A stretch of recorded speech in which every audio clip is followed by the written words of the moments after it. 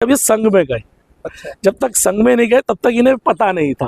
और संघ की एक थ्योरी है, अभी आपने देखा हो एक टीवी चैनल पे एक प्रवक्ता है बीजेपी के, वो ये कहते हैं कि हनुमान जी जो पहले अंतरिक्ष यात्री थे।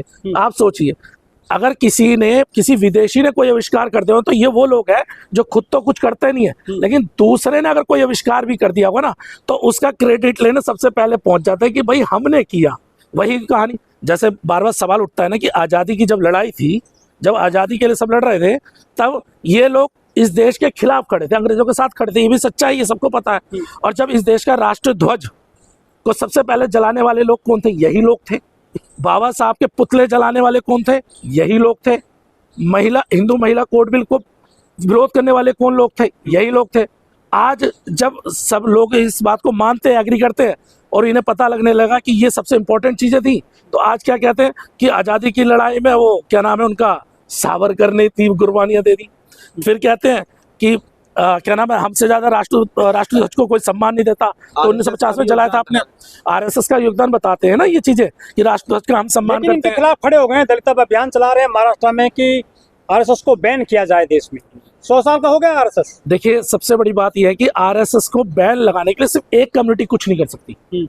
मैं आपको लिख के दे रहा हूँ इस बात। लेकिन अगर आप सिर्फ दलितों की बात करें तो आपको उस बुद्धिजीवी वर्ग से भी बात करनी पड़ेगी, साथ में ओबीसी लोगों से भी। जब तक ओबीसी साथ आपके नहीं आएगा और दलित मिलकर साथ नहीं, जिसे हम बहुजन समाज कहते हैं, तो ओबीसी मजबूत कर रहा है संघ को? मैं नहीं, बहुत बड़ी मात्रा में अब डाइवर्ट हुआ है, वो इधर की साइड आया है, लेकिन अभी उन्हें समय लगेगा। तो मैंने कहा जब तक हम बात जो बहुजन समाज की बात करते हैं, जब तक बहुजन समाज एक नहीं होगा और ये जो सवर्ण समाज में जो बुद्धिजीवी वर्ग है वो साथ नहीं आएगा, तो ये सरकारें बैन करना इतना आसान नहीं, क्योंकि सत्ता में तो उनके लोग बैठे हुए ना, हमारे लोग नहीं बैठे हुए। ये सच्चाई है, आप भी समझिए। लेकिन सर, आरएसएस बैन क्यों करना चाहते हैं? क्या वो वाकई में देश के लिए नहीं है? वो तो दावा करते हैं हम राष्ट्र के लिए है, राष्ट्र के लिए कामकाज करते हैं।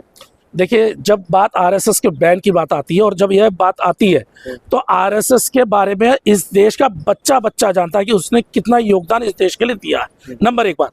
दूसरी बात, जो अंग्रेजों के साथ गुलामी कर रहे, जो अंग्रेजों से चंदा ले रहे थे, जो अंग्रेजों से मेहनताना ले रहे थे, वो लोग आपको लगता है कि वो इस देश के लिए काम करेंगे? जो इस देश के राष्ट्रध्वज का सम्मान नहीं करते और राष्ट्रध्वज से ऊपर अपने भगवा एक झंडे को लहराते हैं, तो क्या वो उसका सम्मान करते हैं? जो इस देश में जातियों के नाम पे एक जाति वर्ग को गुलाम बनाने की कोशिश करते हैं, क्या वो इस देश का सम्मान करते हैं?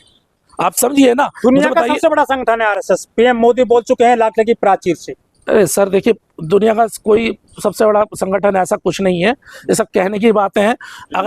अगर देखोगे जो इनका आईटी सेल होता है, वो एक ही बंदा, अगर उनकी आइडिया चेक करोगे ना, वो सारी नई आइडिया होती है। एक ही बंदा 10 पोस्ट करता है। प्रधानमंत्री, मुख्यमंत्री, सारे जो बड़े बड़े ऑफिसर हैं वो संघ से निकल कर आ रहे हैं। नहीं, इस बात को मैं आपको मानता हूँ, क्योंकि मैंने बताया ना, उन्होंने अपने लिए जो उन्होंने अपना नियम रखा था कि हमें सत्ता के शीर्ष पर पहुंचना है, वो उन्होंने उस पर ईमानदारी से अपने हिंदुत्व को बचाने के लिए मेहनत करी है। देश को एक नया सिक्का मिल गया उनके नाम पर, आरएसएस के नाम पर। अब क्या चाहिए देश को?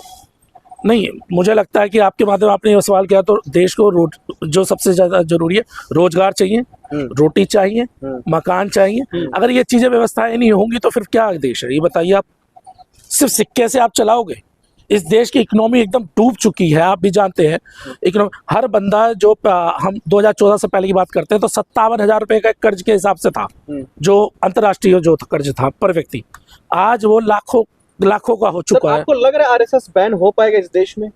हो सकता है, क्यों नहीं हो सकता? पहले भी बैन हुआ है और अब भी हो सकता है। बस लेकिन उसके लिए इच्छा शक्ति क्लियर होनी चाहिए। इसके लिए बहुजन समाज को अपनी जिम्मेदारी उठानी पड़ेगी। उन्हें कहना पड़ेगा, जो आपके बच्चों के हक अधिकार को खाने वाले लोग हैं, उनको अब कैसे भी करके सत्ता में हम लोग नहीं जाने देंगे। जिस दिन वो सत्ता में बाहर हो जाएंगे, अपने आप ही इन पर बैन लग जाएगा।